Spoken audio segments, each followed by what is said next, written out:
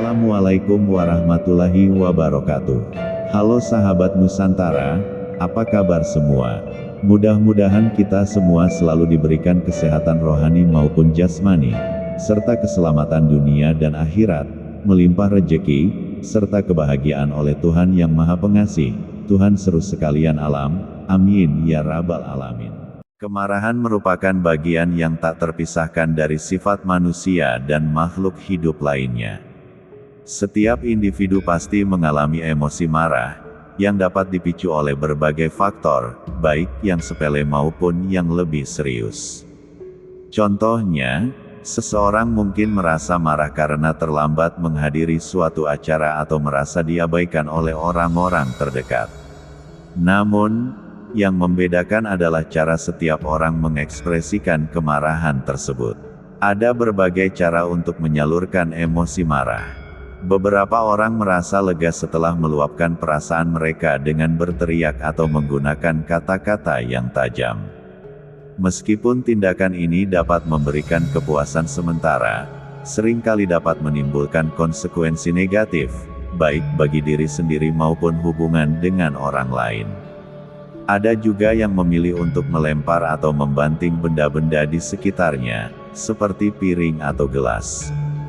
Meskipun tindakan ini dapat memberikan rasa lega, hal itu juga dapat menyebabkan kerugian material dan menciptakan suasana yang tidak nyaman di sekitar mereka. Selain itu, banyak orang menganggap bahwa menangis adalah cara untuk melepaskan emosi, terutama saat merasakan sakit atau kekecewaan yang mendalam. Menangis bisa menjadi bentuk ekspresi yang sehat, karena membantu melepaskan ketegangan emosional dan memberikan kesempatan untuk merenung. Misalnya, seseorang mungkin memilih untuk pergi ke tempat yang tenang, seperti menikmati keindahan alam, untuk meredakan kemarahan. Melihat pemandangan alam yang indah seringkali dapat membantu menenangkan jiwa dan pikiran, serta memberikan perspektif baru terhadap situasi yang memicu kemarahan. Setiap orang memiliki cara yang berbeda dalam mengatasi kemarahan mereka. Beberapa mungkin menemukan kenyamanan dalam berolahraga, berlatih meditasi, atau berbicara dengan teman dekat. Namun, penting untuk diingat bahwa cara kita mengekspresikan kemarahan mencerminkan karakter dan tingkat kedewasaan kita. Mengelola kemarahan dengan bijak adalah keterampilan yang dapat dipelajari dan dikembangkan, sehingga sangat penting untuk diperhatikan. Bagi beberapa orang, puncak dari kemarahan tidak terletak pada teriakan atau perilaku agresif, melainkan pada sikap diam. Sikap diam seringkali merefleksikan bentuk kemarahan yang paling mendalam, menandakan bahwa seseorang telah mencapai titik limit dari kesabarannya. Hal ini berlaku pula bagi beliau Satrio Piningit. Berikut adalah beberapa hal yang perlu dipahami tentang kemarahan Satrio Piningit. Satrio Piningit dikenal memiliki tingkat kesabaran yang luar biasa. Namun, apabila ia terus-menerus mengalami perlakuan yang tidak adil atau menyakitkan, ada kemungkinan besar kesabarannya akan mencapai batasnya. Satrio Piningit sangat menjunjung tinggi nilai-nilai moral dan norma kesopanan yang berlaku. Ketika seseorang melanggar etika atau bertindak di luar batas norma yang diharapkan, hal tersebut dapat memicu reaksi kemarahan dari dirinya. Apabila kesalahan yang sama diulang-ulang tanpa adanya upaya untuk memperbaiki diri, Satrio Piningit akan merasa bahwa usahanya untuk bersikap sabar tidak mendapatkan penghargaan yang semestinya. Ketika Satrio Piningit merasakan kemarahan, ia tidak langsung mengekspresikan emosinya dengan cara yang mencolok. Sebaliknya, ia menunjukkan beberapa tanda yang mencerminkan perasaannya. Pertama, Satrio Piningit cenderung memilih untuk diam dan tidak memberikan respons terhadap situasi yang memicu kemarahannya. Keputusan untuk tidak berbicara ini bukanlah tanda ketidakpedulian, melainkan menunjukkan bahwa ia telah mencapai batas kesabarannya. Dalam keadaan seperti ini, Satrio Piningit mungkin tampak merenung atau menatap kosong, seolah-olah sedang memproses apa yang terjadi di sekitarnya. Ini adalah cara baginya untuk merenungkan situasi dan mencari cara terbaik untuk merespons tanpa terjebak dalam emosi yang meluap-luap. Selanjutnya, Satrio Piningit juga cenderung mengasingkan diri atau pergi dari lingkungan atau individu yang menyebabkan kemarahan. Ia mungkin lebih memilih untuk menyendiri hingga perasaannya kembali stabil. Dalam momen-momen ini, Satrio Piningit bisa jadi menghabiskan waktu di tempat yang tenang, seperti taman atau kamarnya, di mana ia dapat merenungkan perasaannya tanpa gangguan. Pengasingan diri ini bukanlah bentuk pelarian, melainkan cara untuk memberi ruang bagi dirinya agar dapat menenangkan pikiran dan hatinya. Terakhir, saat Satrio Piningit berada dalam keadaan diam, ia menunjukkan sikap acuh tak acuh terhadap hal atau orang yang menjadi penyebab kemarahannya, sebagai bentuk perlindungan diri agar tidak semakin terluka. Ia mungkin menghindari kontak mata atau berbicara dengan nada datar, yang menunjukkan bahwa ia sedang berjuang dengan emosinya. Sikap ini bisa membuat orang lain merasa bingung atau bahkan khawatir, tetapi bagi Satrio Piningit, ini adalah cara untuk menjaga jarak emosional dan melindungi diri dari potensi luka lebih lanjut. Dengan demikian, meskipun ia tidak mengekspresikan kemarahan secara langsung, tanda-tanda yang ditunjukkannya cukup jelas bagi mereka yang peka terhadap perubahannya.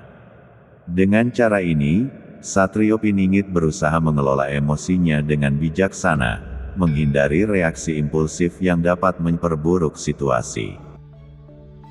Diamnya Satrio Piningit bukanlah sesuatu yang bisa dianggap remeh.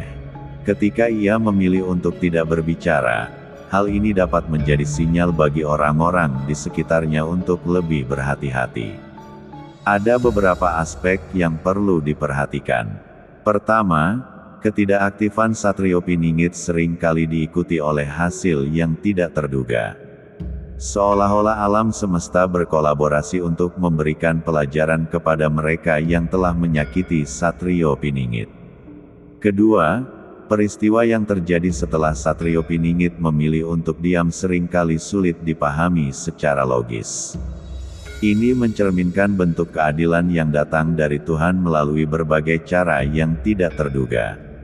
Meskipun Satrio Piningit dapat menunjukkan kemarahan, ia sebenarnya adalah individu yang penuh kasih. Ia cenderung memaafkan jika orang yang bersalah menyadari kesalahannya dan berusaha untuk memperbaikinya. Oleh karena itu, sangat penting untuk segera meminta maaf jika kita menyadari telah melukai perasaan Satrio Piningit. Adab adalah aspek yang sangat dihargai oleh Satrio Piningit, yang percaya bahwa adab memiliki posisi yang lebih tinggi daripada ilmu pengetahuan. Dalam pandangan ini, adab bukan sekadar norma atau aturan sosial, melainkan cerminan karakter dan integritas seseorang. Ada beberapa poin penting tentang adab yang sebaiknya kita renungkan dan terapkan dalam kehidupan sehari-hari. Pertama, adab mencerminkan keistimewaan individu. Seseorang yang memiliki adab baik akan terlihat lebih terhormat di mata orang lain. Ini menunjukkan bahwa adab tidak hanya berkaitan dengan cara kita berinteraksi dengan orang lain, tetapi juga dengan cara kita menghargai diri sendiri dan orang lain. Dengan menunjukkan sikap sopan, menghormati, dan berempati, kita tidak hanya membangun hubungan positif, tetapi juga menciptakan citra diri yang baik. Dalam konteks ini, adab menjadi salah satu indikator kualitas moral dan etika seseorang. Kedua, kesalahan yang terjadi karena ketidaksengajaan masih bisa dimaafkan. Namun, jika kesalahan tersebut dilakukan dengan sengaja dan berulang, maka hal itu akan dianggap sebagai kezaliman yang sulit dimaafkan. Ini menunjukkan bahwa adab juga berkaitan erat dengan tanggung jawab. Ketika kita melakukan kesalahan, penting untuk menyadari dampak dari tindakan kita dan berusaha untuk memperbaikinya. Adab mengajarkan kita untuk bertanggung jawab atas tindakan kita dan untuk tidak mengulangi kesalahan yang sama, terutama jika kesalahan tersebut menyakiti orang lain. Oleh karena itu, Penting bagi kita untuk selalu berhati-hati dalam bersikap dan menjaga adab di setiap kesempatan. Adab tidak hanya mencerminkan kepribadian kita, tetapi juga nilai-nilai yang kita anut. Dalam setiap interaksi, baik dengan teman, keluarga, atau orang asing, kita memiliki kesempatan untuk menunjukkan adab yang baik. Mengelola kemarahan adalah keterampilan penting yang perlu dimiliki setiap individu. Tindakan negatif seperti merusak barang atau melampiaskan kemarahan kepada orang lain harus dihindari, karena dapat merugikan diri sendiri dan menciptakan ketidaknyamanan bagi orang di sekitar. Penting untuk tidak menyalurkan kemarahan kepada mereka yang tidak terlibat dalam situasi yang memicu emosi tersebut. Sebagai alternatif, kemarahan dapat disalurkan ke dalam aktivitas yang lebih positif.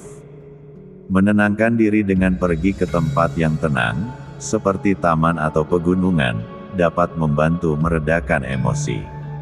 Selain itu, berolahraga, menulis, atau mendengarkan musik yang menenangkan juga merupakan cara yang efektif untuk mengelola kemarahan dengan lebih baik.